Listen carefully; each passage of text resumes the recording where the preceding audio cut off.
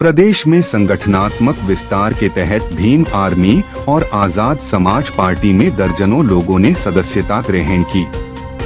कार्यक्रम में पार्टी के प्रदेश अध्यक्ष और प्रदेश प्रभारी की मौजूदगी में नए सदस्यों को पटका पहनाकर औपचारिक रूप से पार्टी में शामिल किया गया। इस दौरान उन्हें फूलमालाएं पहनाकर स्वागत और सम्मान भी किया गया। सदस्यता ग्रहण समारोह के दौरान पार्टी पदाधिकारियों ने संगठन की विचारधारा और नीतियों को विस्तार से रखा। कार्यक्रम में विभिन्न सामाजिक पृष्ठभूमि से जुड़े लोग शामिल हुए, जिन्होंने पार्टी की नीतियों में विश्वास जताते हुए संगठन से जुड़ने का निर्णय लिया। इस मौके पर पत्रकारों से बातचीत करते हुए आजाद समाज पार्टी के प्रदेश अध्यक्ष महक सिंह ने प्रदेश की वर्तमान परिस्थितियों पर चिंता व्यक्त की। उन्होंने कहा कि प्रदेश में मुस्लिम समाज के कुछ लोगों को निशाना बनाकर कुछ संगठनों द्वारा परेशान किए जाने की घटनाएं सामने आ रही हैं। उन्होंने कहा कि इस प्रकार के मामलों का संज्ञान प्रदेश के मुख्यमंत्री पुष्कर सिंह धामी को लेना चाहिए और निष्पक्ष कार्रवाई सुनिश्चित करनी चाहिए। उन्होंने कोटद्वार के मोहम्मद दीपक से मुलाकात का जिक्र करते हुए कहा कि मुलाकात के बाद उन्हें सोशल मीडिया के माध्यम से धमकियां मिली। हालांकि उन्होंने स्पष्ट किया कि ऐसी धमकियों से वे विचलित होने वाले नहीं हैं और सामाजिक न्याय तथा समान अधिकारों की लड़ाई जारी रखेंगे। कार्यक्रम में भीम आर्मी में शामिल हुए शिक्षाविद डॉक्टर जिशान अली ने कहा कि वे ऐसी राजनीतिक विचारधाराओं से असहमत थे जो समाज में भाईचारे को कमजोर करती हैं। उन्होंने कहा कि उन्हें ऐसी पार्टी में सदस्यता मिली है जो समाज में एकता, समानता और भाईचारे को मजबूत करने का कार्य कर रही है। वहीं भीम आर्मी के प्रदेश अध्यक्ष अमरीश कपिल ने कहा कि संगठन के साथ लोगों का कारवां लगातार बढ़ता जा रहा है। उनका कहना था कि भीम आर्मी वंचित और शोषित वर्ग की आवाज बनकर काम कर रही है, जिसके चलते समाज के विभिन्न वर्गों का समर्थन मिल रहा है।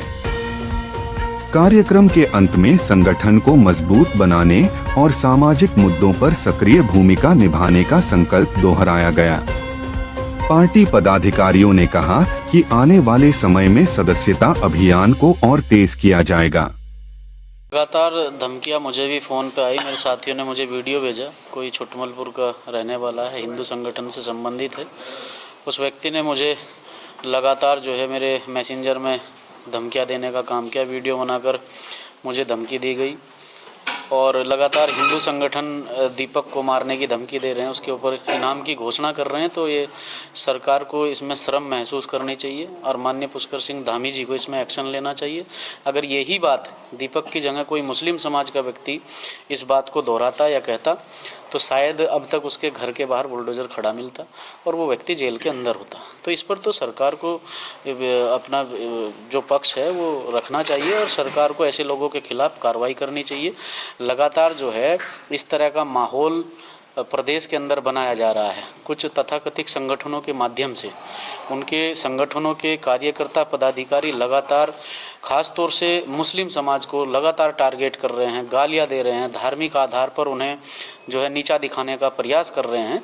तो इस पर जो है प्रदेश की सरकार को संज्ञान लेना चाहिए और ऐसे लोगों के खिलाफ कार्रवाई करनी चाहिए। देखिए, जो पार्टी जो संगठन इंसानियत की बात नहीं करता, मेरा देश विभिन्न फूलों का गुलदस्ता है।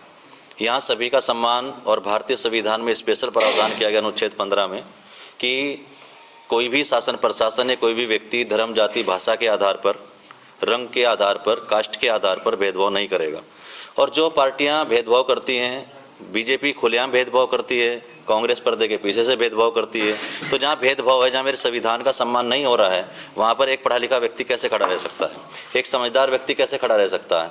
जहाँ पर अधिकारों का गला घोटा जाता हो, जहाँ पर बोलने का अधिकार ही ना दिया जाता हो और दिया भी जा रहा है तो उस पर अमल ना किया जाता हो, तो ऐसी जगह मोहभंग होना स्वाभाविक है। कोई व्यक्ति होगा, चाहे मैं हूँ चाहे कोई और है, तो मोहभंग होना स्वाभाविक है। और जहाँ पर हक की आवाज़ उठाई जा रही है, जहाँ पर समानता की बात की जा रही है, जहाँ पर न्याय देने की बात की जा रही है, तो उस जगह खड़े होने में तो मन खुश होगा, चाहे आप हो चाहे मैं हूँ।